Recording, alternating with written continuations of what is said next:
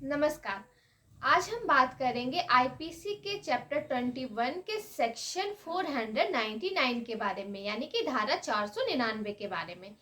जो चैप्टर 21 है आपका, वो डिफॉर्मेशन के बारे में बात करता है, यानी कि मानहानि के बारे में। तो उस सेक्शन 499 यानी 499 धारा बात करता है मानहानि के बारे में। तो मानहानि क्या है? तो मानहानि 499 में जो डेफिनेशन दी गई है मानहानि की, वो डेफिनेशन है यदि आप किसी व्यक्ति को अपमानजनक बातें बोलकर, लिखकर या फिर अंकित कर कर या फिर इशारे से आप किसी को अपमानजनक बातें कहते हैं, लिखते हैं, इशारा कर कर बताते हैं, तो उसे मानहानि कहा जाएगा। मतलब मान लीजिए, हम एक एग्जांपल लेते हैं, इसका इलस्ट्रेशन स्पष्टीकरण में दिया हुआ था। ए ने जेड के बारे में कहा, जेड की ओर इशारा करते हुए कहा, जेड ने बी की घड़ी बिल्कुल भी नहीं चुराई है, वह तो एक ईमानदार इंसान है। तो ये भी मानहानि की कैटेगरी में आएगा। मानहानि का मतलब है कि जो बातें सत्य नहीं है और किसी पे आप वो एलिगेंस लगा देते हैं, जैसे कि ए ने बी के लिए कहा कि बी मतलब बी बहुत ही अच्छा इंसान है, लेकिन ए ने उसके बारे में सबको कहा कि बी ने सी के घर से चोरी की है, उसके घर में जाकर घुसकर उसकी घड़ी चुराई है। तो ये मानहानि हुआ। इससे बी के जो सम्मान पर है वो ठेस पहुंचता है। तो इसके लिए आईपीसी में सजा का प्रावधान किया गया है कि आप किसी भी व्यक्ति पर झूठ मूठ का कीचड़ नहीं उछाल सकते हैं, यानी किसी को बदनाम करने के लिए अपमानजनक बातें नहीं कह सकते हैं। तो इसके लिए सजा दिया गया है 500 में। 500 में 499 के जो मानहानि है उसके बारे में सजा का प्रावधान है। अब आपको बता दें कि ये जो मानहानि है वो नॉन कॉग्निजेबल ऑफेंस है, यानी अशंगेय अपराध है। इसके लिए पुलिस बिना वारंट के किसी भी व्यक्ति को गिरफ्तार नहीं कर सकती है, और ये बेलेबल ऑफेंस है, यानी कि इसमें जमानत मिल जाती है। और जो इसकी सजा होती है, इसकी सजा की जो अवधि है वो 2 साल की है। यदि आपको एक एग्जाम्पल के तौर पर बता दें कि यदि किसी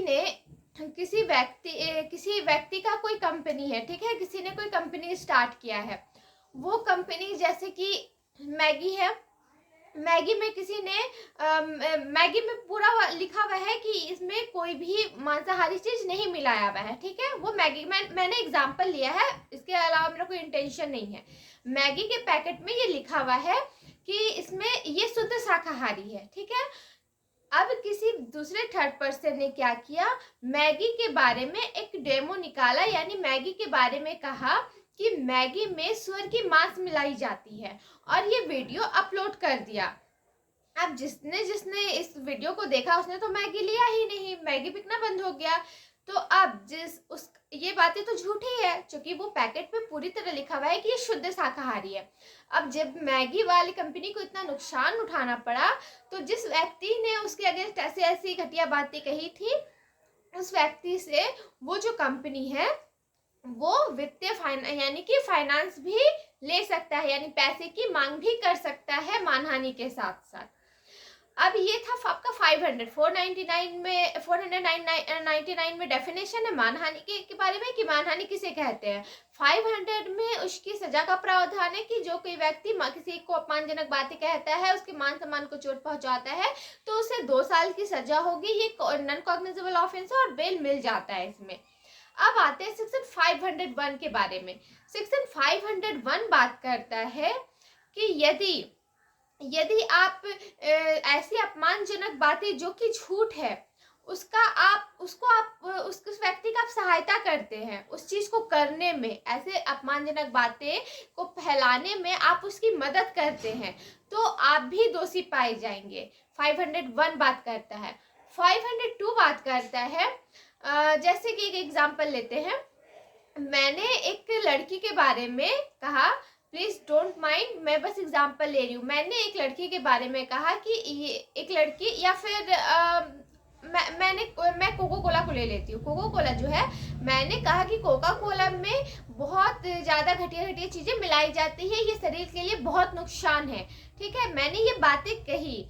अब मेरे जो दोस्त है उसने अपने प्लेटफॉर्म में ये बातें फैला दी, तो उन्होंने मेरी सहायता की, तो उसे 501 के तहत सजा होगी, मुझे 500 में सजा होगी। और वो बातें जो फैलाई गई है कि कोका कोला में अजीब अजीब पदार्थ मिलाए जाते हैं, वो बातें किसी ने अपने पेपर में पब्लिश कर दिया। अब या फिर अपने दुकान में एक पेपर लगाकर उसका एडवर्टाइजमेंट किया, उसे बेचा, तो 502 में वो भी दोषी होगा। यानी 500 बात करता है कि जो किसी को मानहानि करता है, अपमानजनक बातें करता है, वो दोषी होगा। 501 बात करता है जो उस व्यक्ति की सहायता करता है, वो दोषी होगा। और 502 बात करता है जो उसे बेचता है, प्रचार करता है उसका, वो भी इंसान दोषी होगा। तो ये था आपका डिफेमेशन, मानहानि। आई होप आपको समझ में आ गया होगा, और अगर कुछ मिस्टेक है तो प्लीज़ कमेंट बॉक्स में ज़रूर कमेंट्स करें।